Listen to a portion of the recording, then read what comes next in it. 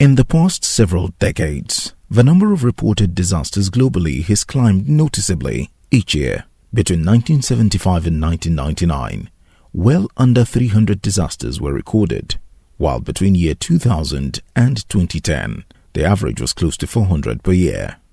Nigeria has had her own fair share of such disasters, often caused by natural and indiscriminate human activities that have combined to disrupt natural environment with the unpleasant consequences such as flood, landslide, among others, leading to loss of lives and property.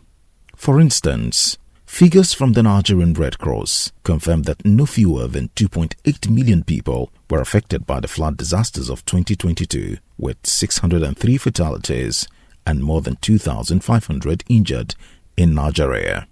Only recently, the authorities in Nigeria confirmed the ravaging flood disaster in Borno State, which occurred when the Alau Dam overflowed its banks by midnight of September 10, 2024. The flood emerged from the Alau Dam and quickly spread from Kanduga, which is the closest town to the dam, and inundated over 40% of Maiduguri Metropolitan Council, with an estimated population of over 870,000 persons. This led to the deaths of some 37 people and the displacement of over 200,000 persons in Maiduguri Metropolitan Council and parts of Jiri and Kanduga local councils of the state. The flooded areas are Gwange, Bama Road, Maiduguri Zoo, Post Office, State Secretariat, Lagos Street, Shehus Palace, the Maiduguri Main Market, Customs, Gamburu areas, Budum Specialist Hospital, and Post Office General area.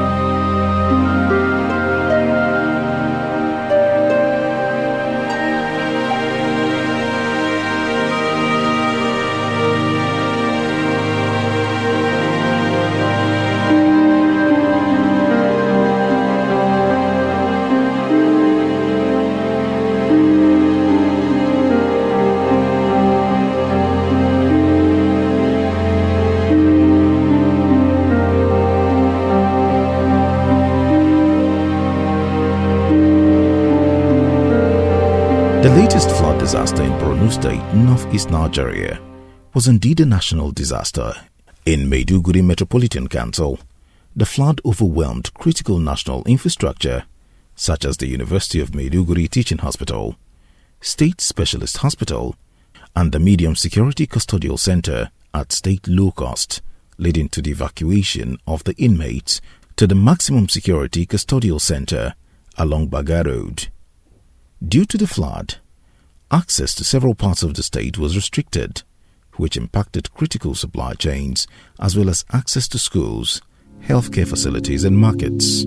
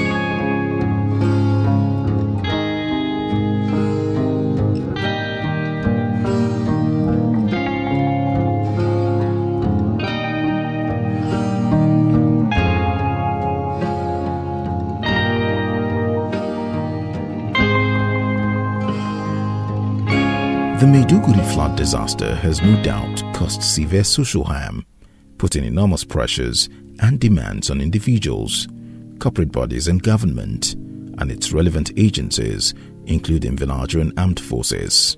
In the wake of the flood disaster, the Chief of Defense Staff (CDS), General Christopher Gobin Musa, and the Chief of Army Staff (COAS), Lieutenant General Taurid Abiodun Lagbaja, both promptly gave orders to the theatre commander of Joint Task Force Northeast Operation Hadinkai in Borno State to commence Operation Flood Sanity, with a view to offering all necessary assistance to victims of the flood in Maiduguri and Jere. The Chief of Defense Staff and the Chief of Army Staff have always provided strategic guidance to the theatre, and the launching of Operation Flood Sanity was actually at their behest that we must provide all assistance to ensure we reduce the suffering of the people and save lives as much as possible.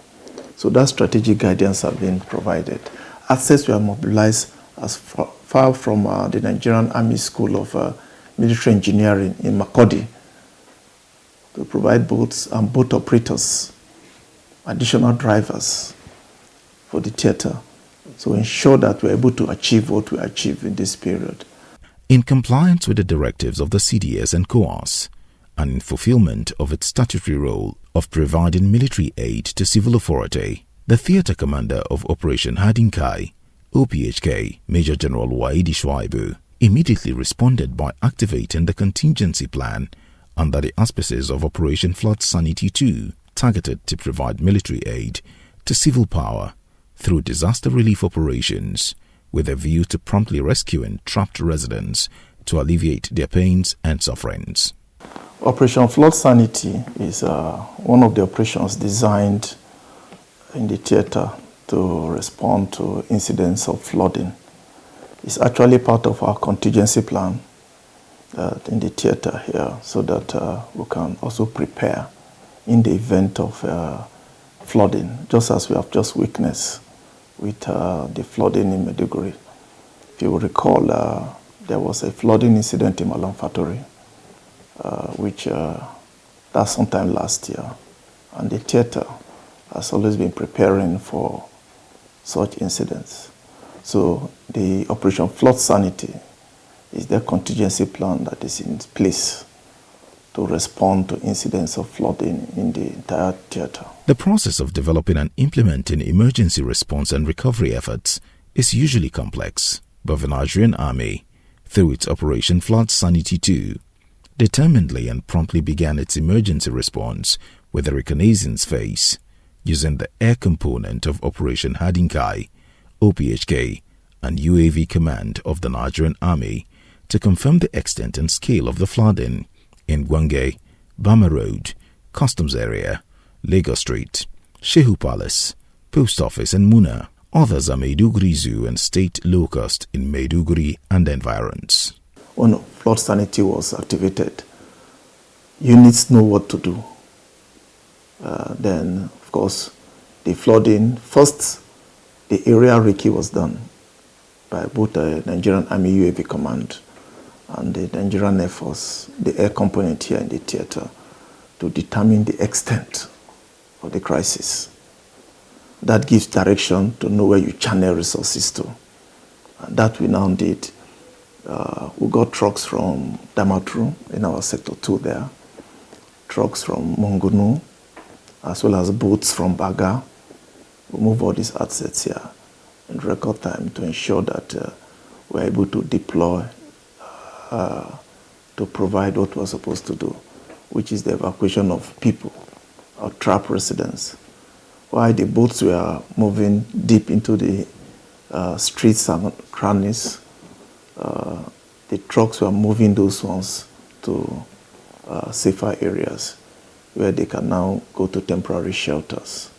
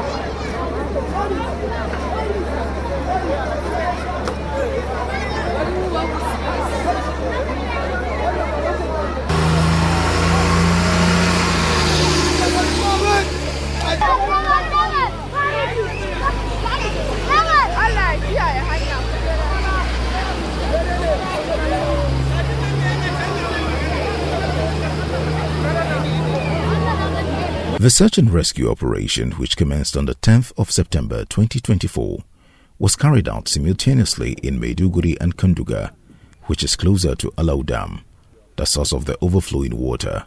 Suffice to mention that all the daily search and rescue operations by the Nigerian Army were conducted deep into the night since the launch of Operation Flood Sanity 2 on 10th September 2024.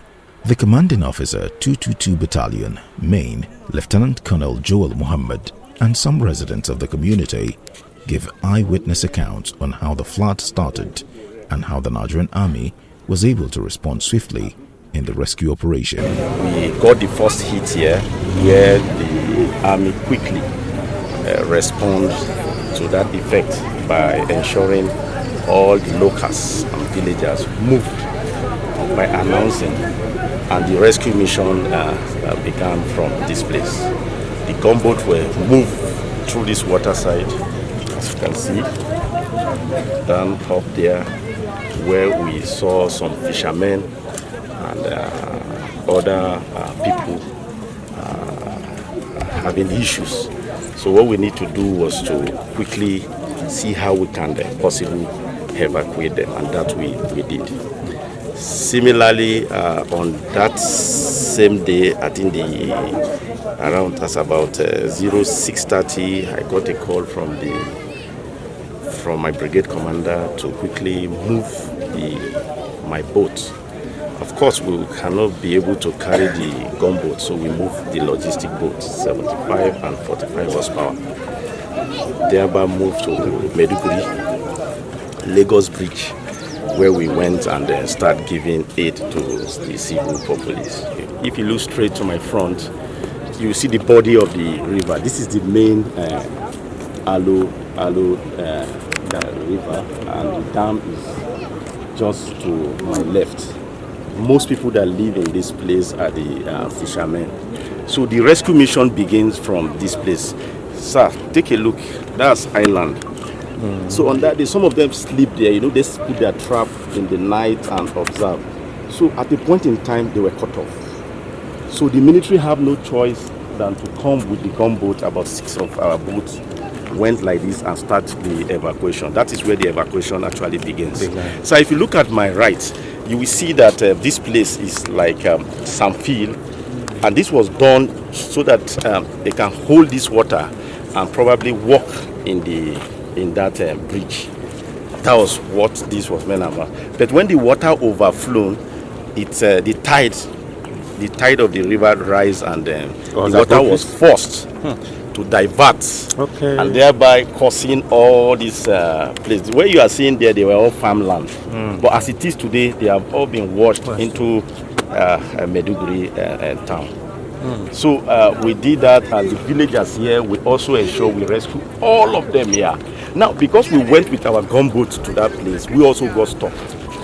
So at a point in time, we have to wait for the water tides to come up. Ruwan nan dama ya fi karfin mutum. Ruwan nan muna tarewa, muna ajiyewa buhu, yana wuce jejin buhu. Muna ajiyewa ranar Litinin kamar karfe 8:30 a kare wannan ruwan. Mutane ba iyaka ya tafi da su. Da jirgi ne da komai mutane ba iyaka ya tafi da su. Har yanzu ba mu san da kan shi ba. Ba ka san muna noma duk ya tuttuna ya tafi. Gashi inda muna noma muna ci duk ya tafi.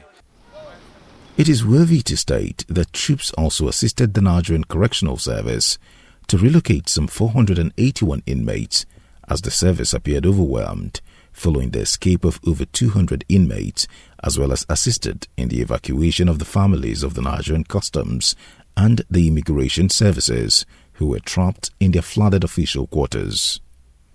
The Commander, Army Logistics Base 1 of Operation Hadinkai, Colonel Manu Aliyu, and the Chief of Civil Military Affairs of Operation Hadinkai, Navy Captain Muhammad Abdullahi, give a brief highlight of the search and rescue operation. Major thing that we have done is mobilization of vehicles, rocket vehicles that can enter this and evacuate a lot of victims affected by the flood.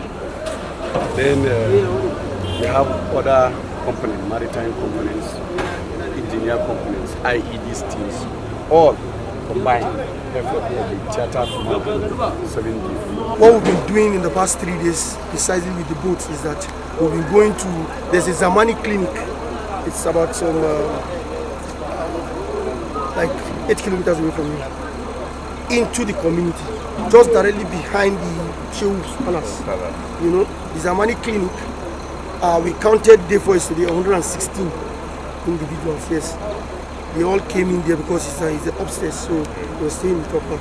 A lady gave birth the day before yesterday, and fortunately I was the second to actually receive the baby. So because from the nurse that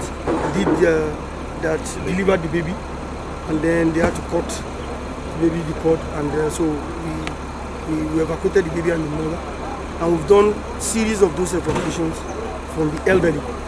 However, there are some elderly that is unfortunately will not want to leave their homes, so they are staying in the top part, you know, the first floor. So they say they are comfortable being there, so you can't force them. So all we did was to bring in food stuff for them. Mostly they requested for water and gari with sugar. You know, since there's no light, you know, and the gas they are using, they are not mostly. The gas they are using is not camp gas, so and they are all soaked, so they have to just move up. So some got firewood, they requested for firewood, so they are cooking up the top level, the first floor of their building. So maximally, I'm going to give an estimate. We are able to, in the last 4 days, we are able to rescue over 6,000. Yes, over 6,000. Just to give you a rough estimate. You know, the day before yesterday, we did 39 trips. Yes, that was on Wednesday. Yes, we did 39 trips. Forth and back from that custom on that bridge to this point. And then forth and back like that. So what we do is that once we come with them, we get food stuff from even the state government and of course individuals, you know, good Samaritans. You know, one important thing I would like to also mention about the people of Borno is that they are very resilient. They are very resilient, you know, and there are some of our video clips that you see that it is the young, healthy guys that assisted in bringing down the boats from the vehicles, you know, because the crane couldn't get to that point. So it's a collective effort. They've been quite helpful. Today, everything is a bit calm. You can see the whole place is a bit calm. So that speaks to the fact that we have less complaint because we have moved 90% of the elderly and the sick, those that are vulnerable, those that need to be evacuated. Yes. The bridge you see before you get to that place was already filled to the brim. And luckily we have the OPHK trucks. They are very, very strong trucks that at the time we were charging through that water, the water level was at the windscreen of the vehicle. And the drivers are experienced, they've been trained, and they were able to push through. If you see, most other trucks could not do that, but the OPHK truck were able to do that. We had those trucks, and those are the first ones we deployed to reach people that were trapped. And the drivers did very well, and we are lucky to have those trucks to be able to respond and meet the needs of the people that were really trapped in that general area.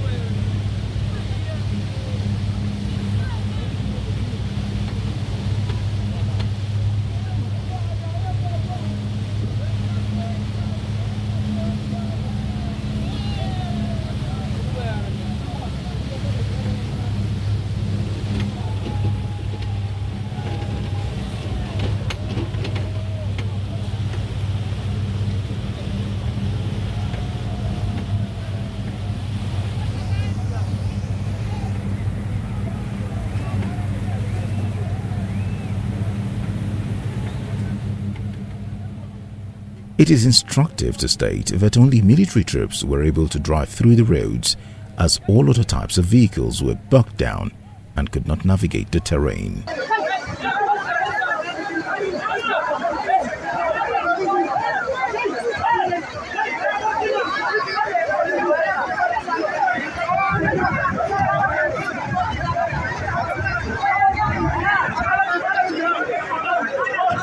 The Acting General Officer commanding 7th Division of the Nigerian Army, Brigadier General Abubakar Haruna, who took refuge in the barracks community after his residence was affected by the ravaging flood, narrates how his division joined in the rescue operations.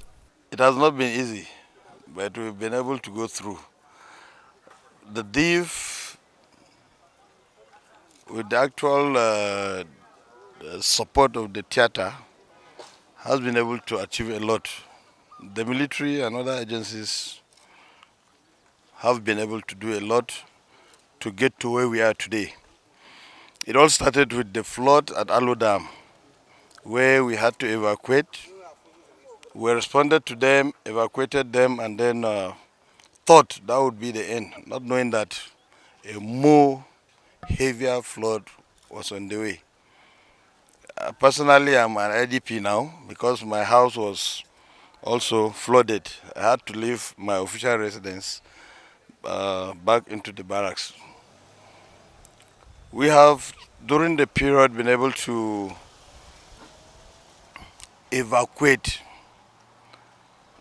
The situation as at that time was that of evacuating whoever we can, however we could, wherever they are, if we were able to assess them. We were able to assess, and we have so far been able to evacuate from the assessment of the state government over 40,000. 20 or 40, about that. The theatre commander, Major General Shaibu, disclosed that the Chief of Army Staff approved the immediate release of some critical and important assets from the Nigerian Army School of Military Engineering in Makurdi, Benue State. The foldable bridge, moved by 2 tugboats and accompanied assault boats, conveyed palliatives to victims who were trapped and could not be assessed. The Nigerian Army went further to tactically deploy troops in fast assault boats to enable them access the nooks and crannies of the affected areas to evacuate victims and some livestock. Initially, when this incident happened, the number of boats we were able to mobilize were just 6. 6 boats from Baga. We have the 403 Amphibious Brigade, and that is grossly inadequate. And when Operation First Line was eventually launched, the Chief of Army Staff directed the Nigerian Army School of Military Engineering. They have a watermanship department there to bring all their boats, and they will mobilize 7 fast assault boats, 2 tugboats, 2 foldable float bridges, 20 boat operators, and so many other things like that. And they mobilized them all the way from Makurdi, and the drivers drove throughout the night to bring those items to us to support the operation. And those boats were very, very critical in navigating through the nooks and crannies of flooded streets. So most of the water at over rooftop, and you see a lot of people on the top of their houses. So these boats were very, very instrumental to ferrying of logistics, food and water to those people trapped in the interior of most of these flooded streets. These were critical lifesavers, and it went a long way in ensuring that Operation Flood Sanity achieved its desired end state.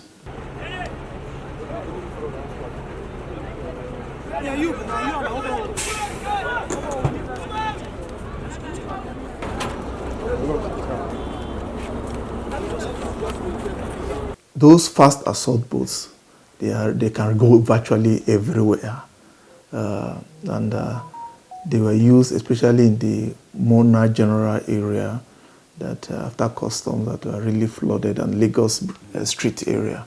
Those boats were very, very instrumental to go and to these different areas to rescue a lot of people and bring them back.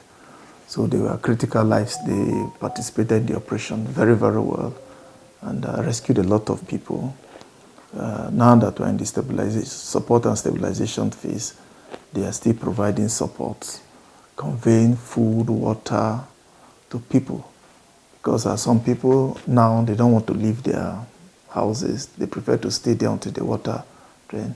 And nobody can get to them apart from these boats that are actually conveying food and water to them.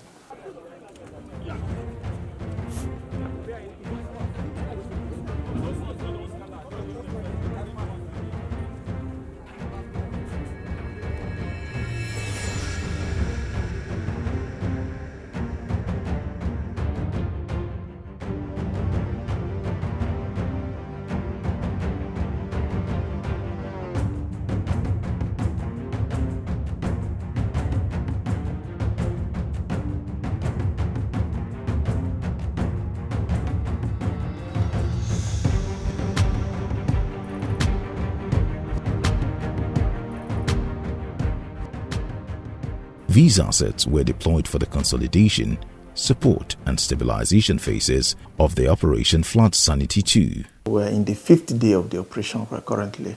So we're in the support and stabilization phase, where you provide support to, in terms of food and water, to people that the residents that have been rescued so far.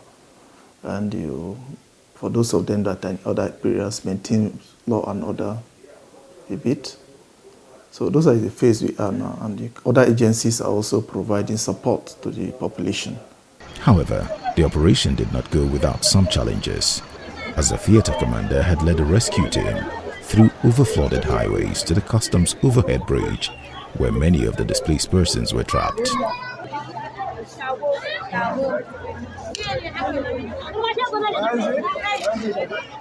The executive governor of Borno State, Professor Babagana Zulum, also used one of the Nigerian Army COAS trucks to convey some top government officials to the various temporary shelters provided by the rescued victims. In the disaster management cycle, emergency response is usually the second and very crucial phase, and it consists of elements such as warning evaluation, search and rescue, provision of immediate assistance, support and stabilization, assessing damage, continuing assistance, and the immediate restoration of infrastructure.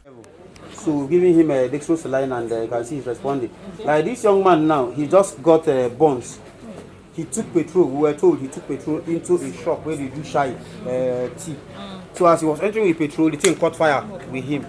Quick response sick bays was also quickly mounted to administer first aid treatment to some of the flood victims who required urgent medical attention, with officer medical doctors providing various forms of treatment to the flood victims with considerable quantity of medication and other supplies from the theater command. Following the flood that happened, a lot of persons have been displaced. Some have been trapped. In fact, the major problem we have here is exhaustion and cause lacerations. That from the bottles, puncture wounds, yeah. But the major problem, one of the major problems we have is hypoglycemia. So most times when the vehicles are coming out, we drop those who are in distress. So we had cases of labor here that were eventually just managed and referred to state specialists or to the nearest. We had this hospital here that has been helping us. So that was the situation. We give, basically what we are here for is life-saving first aid treatment. Life-saving first aid treatments. There are some other cases that come anyway. We'll just give them little palliatives, then send them to the next level. That's what we're really doing here. So like this chief, when he was brought here, he was so, in fact, his glycemic level was low. In furtherance of the support efforts, troops also conveyed food, water and medicines to persons trapped in remote areas of the flooding who either chose not to relocate or could not immediately be evacuated due to limited assets. We have provided were very visible, the armed forces were very visible during the critical 72 hours where we provided the help to rescue a lot of people and take them to safety. Currently now, we are just also providing support for other people because most people have been displaced. Food and water is essential commodities now that they need. You can see we have medical facilities also that have been established. Both the Nigerian Army, the Nigerian Air Force also have established medical outposts to provide medicines and medical support to most of these rescued people. So I would say that the Operation Flood Sanity has achieved its end state, but it's not yet over. We still have the recovery phase whereby our medical teams will also assist in the evacuation of maybe the carcasses of dead animals and maybe if any other casualties that we'll see.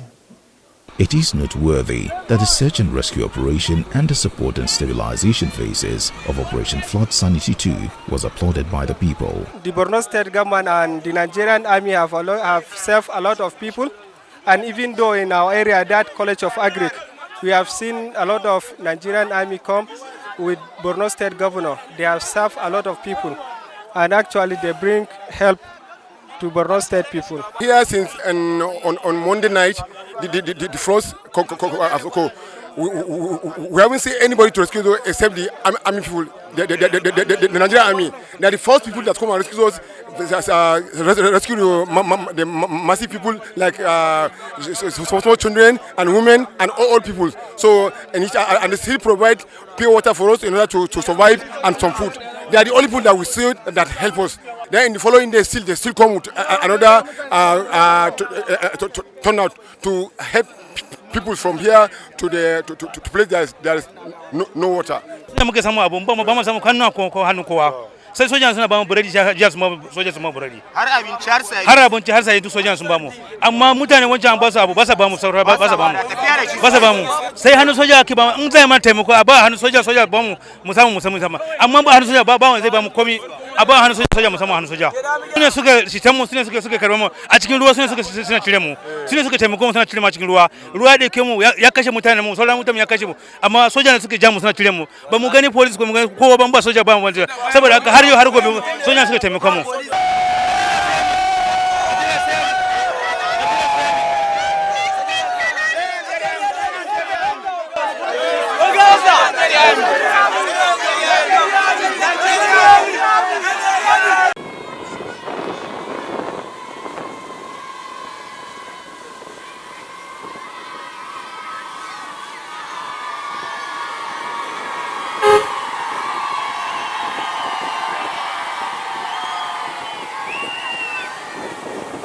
Suffice to mention that the military deployments within the theatre of operation were also affected by the flood, and troops at FOBs Molai, Frigi Azer Bridge and Yemteke being the most affected, as their observation post and makeshift accommodation were equally washed away, with the attendant damages to personal effects of troops. There was, however, no recorded loss of lives and damage to weapons or ammunitions and equipment. The midnight, September 10, 2024 flooding in Maiduguri and environs remains the worst in over 4 decades, and the Nigerian Army indeed rose to the occasion through its Operation Hadinkai, OPHK, by conducting search and rescue efforts to provide immediate assistance to meet the basic needs of the disaster victims until more permanent and sustainable solutions can be found, and to convey trapped residents to safety. The search and rescue operation by the Nigerian Army in Borno State, which is part of a broader effort to support national disaster response initiatives and highlight the critical role of military assets in humanitarian crises, has so far been adjudged to be successful. Hence, the necessity of sustaining such military operations to ensure that relief effectively reaches those affected by the disaster in any part of Nigeria.